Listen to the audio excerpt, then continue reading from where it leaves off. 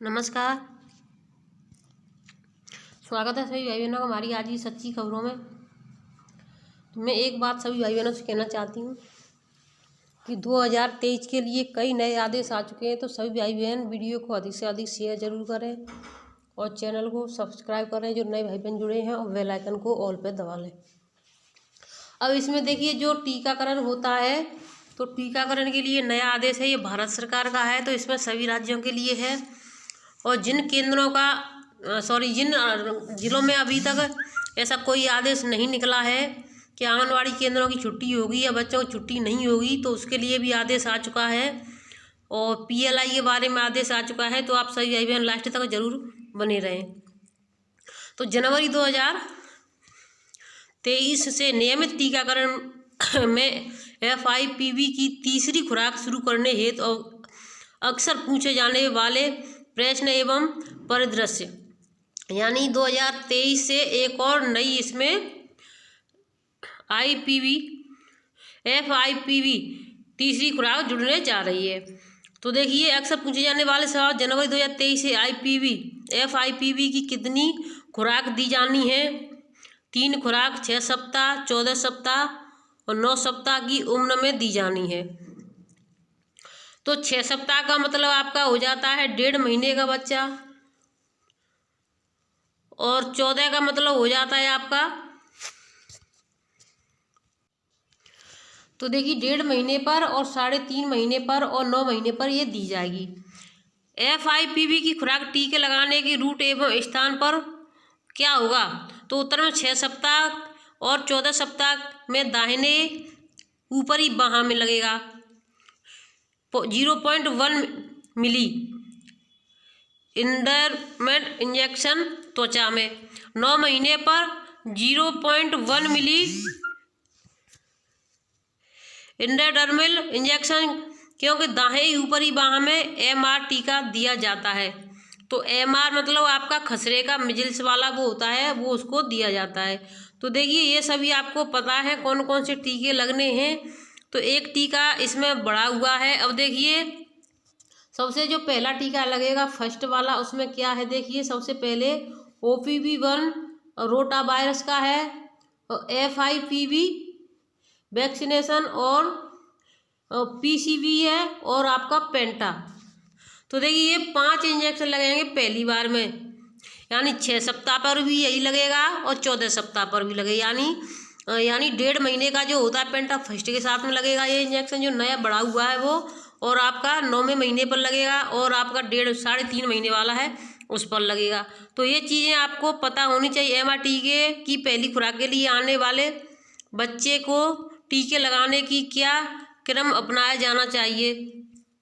तो देखिए, क्रम क्या उनको बताना है, और आपको ये सभी चीज़ों पर ध्यान देना है कि कहीं कोई आपकी जो दवाई लेकर के आई है एनम दीदी, कहीं वो एक्सपायर तो नहीं है। जैसे ही वो खुलती है उस पर डेट डालनी चाहिए, धूप में नहीं रखनी है। ये सभी चीज़ें हैं, और इसमें कुछ नहीं है। अब मैं आपको आदेशों की तरफ ले चलती हूँ। इन चीज़ों को मैं आपकी चैनल की कम्युनिटी पर डाल दूँगी, तो वहाँ से जा कर के आप आराम से इसको पढ़ सकती हैं। और मैं अब आपको सीधे आदेश,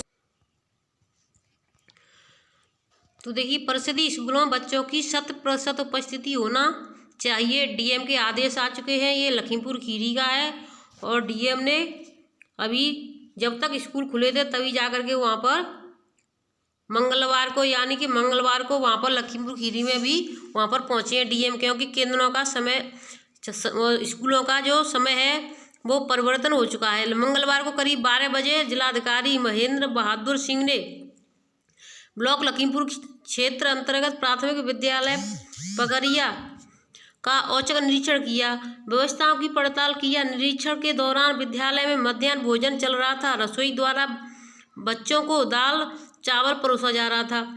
DM ने स्वयं मिड डे मील को गुणवत्ता परखी भोजन ग्रहण करते बच्चों को दुलारा।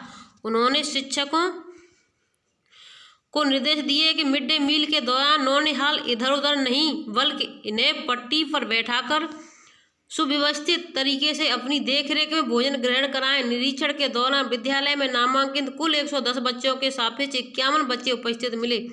वहीं 2 शिक्षा मित्र और 3 शिक्षक ड्यूटी पर मुस्तैद मिले। डीएम ने उपस्थित पंजिका सहित अन्य अभिलेखों का अवलोकन किया। इस दौरान डीएम ने कहा कि बच्चों को पढ़ाने में शिक्षक किसी तरह की लापरवाही न बरतें।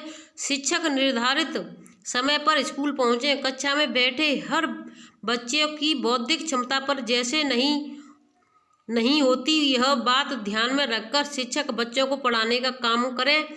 परिषदीय स्कूलों में बच्चों की 100% उपस्थिति होना चाहिए। नौनिहालों के लिए बनने वाला मध्याह्न मानक के अनुसार होना चाहिए, यानी जो भोजन बने वो मानक के अनुसार ही होना चाहिए। ऐसा नहीं कि इस दिन कुछ और लिखा है मेन्यू में और कुछ और बना दिया जाए। उधर जो कमियां निरीक्षण में मिली उसे तत्काल सही करने का निर्देश दिया। डीएम को अपने बीच देख बच्चों की खुशी थामे नहीं थम रही थी।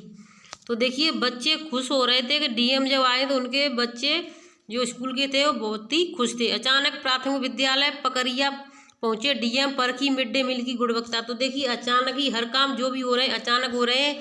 अभी देखिए हमारे पास निर्देशालय से एक आदेश आया है जिसमें मैं आपको बताना चाहूँगी कि उन्होंने मीटिंग के बारे में कहा है और हर चीज़ के बारे में बताया। उन्होंने कहा कि 31 तारीख से पहले आप अपने पोषण तय कर पर लाभार्थी 100% फीड कर दें। इसके अलावा मैं आपसे एक बात और कहना चाहूँगी, जिन जिलों में यहाँ पर जैसे कि उत्तर प्रदेश के कई जिलों में निकले हैं आदेश के, यानी समय का संचालन हो चुका है कहीं 12 बजे से, किसी ज़िले में आपका 11 बजे से। लेकिन जिन जिलों में आदेश नहीं निकले हैं आंगनबाड़ी केंद्र के बच्चों की छुट्टी करने के, तो वहाँ पर आंगनबाड़ी केंद्रों के बच्चों की छुट्टी नहीं होगी। सभी बहनों को केंद्र पर जाना है, बच्चों को भी जाना है और अपने बच्चों की प्रेजेंट लगानी है। और उनके केंद्र संचालन में कोई बदलाव नहीं हुआ है। जैसे वो 10 बजे पहले जाती थी तो 10 बजे ही का है, और 2 बजे बंद है तो 2 बजे बंद ही करना है। ऐसा नहीं है आपके केंद्र में 10:30 या 11, ऐसा आपके केंद्र के उसमें बदलाव नहीं हुआ है जब तक आदेश नहीं आ जाते हैं। तो देखिए सूची के अनुसार सभी आंगनबाड़ी एक संग ऐप पर फीडिंग आज ही करें। तो देखिए एक संग ऐप है उस पर फीडिंग के लिए आदेश आ रहे हैं बार बार। सभी जिस भी जिले में आंगनबाड़ियों की एक संग ऐप पर अभी फीडिंग नहीं हुई है तो उस जल्दी से जल्दी उसको फीड कर लें।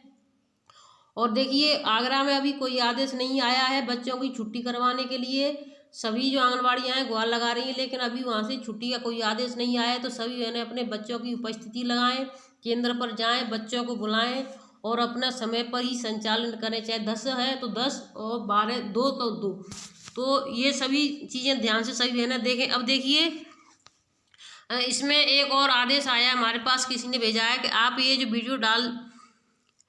वीडियो और डालें जो केंद्र पर होने चाहिए। तो देखिए निदेशालय से जो आदेश है वो मैं आपको बता रही हूँ कि उन्होंने बोला है कि वीडियो हमें बनाएं और उसमें एक चीज़ और बताएं कि उसमें जो रजिस्टर हैं वो रजिस्टर सभी आंगनबाड़ी बहनें अपने केंद्र पर ही रखें। रजिस्टर बना लें और केंद्र पर ना रखें तो इनका बनाने का कोई मतलब नहीं है। जब भी कोई औचक निरीक्षण में जाता है सभी बहनों के रजिस्टर केंद्र पर ही मिलने चाहिए। और एक और जो जैसे कि छत्तीसगढ़ में और बिहार में जो आदेश निकला है केंद्र संचालन में बदलाव का, तो वहाँ के सभी जिलों के लिए है। ऐसा नहीं है कि वहाँ पर एक एक जिले के लिए या चंपारण के लिए या किसी और के लिए, क्योंकि वहाँ पर निदेशालय से आदेश आया है 12 बजे केंद्र संचालन करने का और 2 बजे बंद करने का। तो वो बिहार के सभी जिलों के लिए है। तो बिहार की बहनें अपना ध्यान से 12 बजे ही केंद्र पर खोलें और 2 बजे बंद करें और बच्चों को गर्म खाना अवश्य खिलाएं।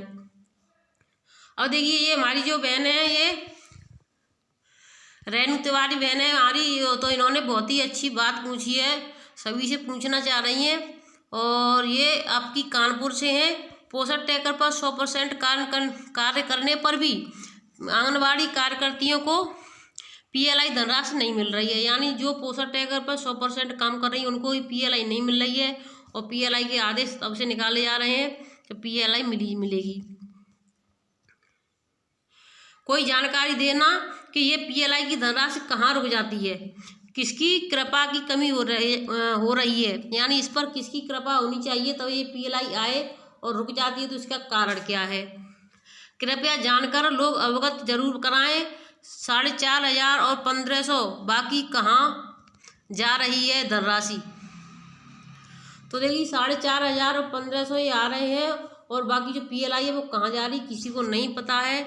तो इसके लिए मैं सभी बहनों से कहना चाहती हूँ, इसके लिए अपने अपने ज़िले में जो जिलाध्यक्ष हैं वो जानकारी लें कि PLI के लिए जो आदेश दिए थे तो वो क्यों नहीं मिल रही है, और अगर कहीं पर मिल भी रही है तो उनकी अगर सहायिका अनुपस्थित रहती हैं, छुट्टी पर रहती हैं, तो उनकी PLI लगेगी या नहीं लगेगी, या फिर आंगनबाड़ी कभी छुट्टी पर रहती है, सहायिका काम करती है तो सहायिका के खाते में PLI जाएगी या आंगनबाड़ी के में। तो इन चीज़ों के बारे में अपने अधिकारियों से अवश्य ज़रूर जानकारी करें। तो PLI की जो है हर ज़िले की जो सुपरवाइजर है, CDPO हो, उनसे अभी सभी जो आंगनबाड़ी बहनें हैं बात करें, उनसे पूछें कि हमारा जो प्रतिशत है जो गृह भ्रमण का और वजन लंबाई का, जो जब तक 80% आपकी वजन लंबाई नहीं होगी, 60% आपका गृह भ्रमण नहीं होगा, आपका जो THR है वो नहीं भरा जाएगा, बच्चों का जो टीकाकरण वाला है वह नहीं भरा जाएगा, आपकी 2 सामुदायिक गतिविधियाँ हैं वह भी भरी जाएंगी। तो सभी चीज़ें आपका पूरा होना चाहिए 100%, और तो आपकी PLI बनती है। तो अपने ये काम सारे तुम करती हो तो अपने सुपरवाइजर CDPO से बात करें कि हमारे PLI का पैसा क्यों नहीं आता है या इसमें कहाँ कमी रह जाती है।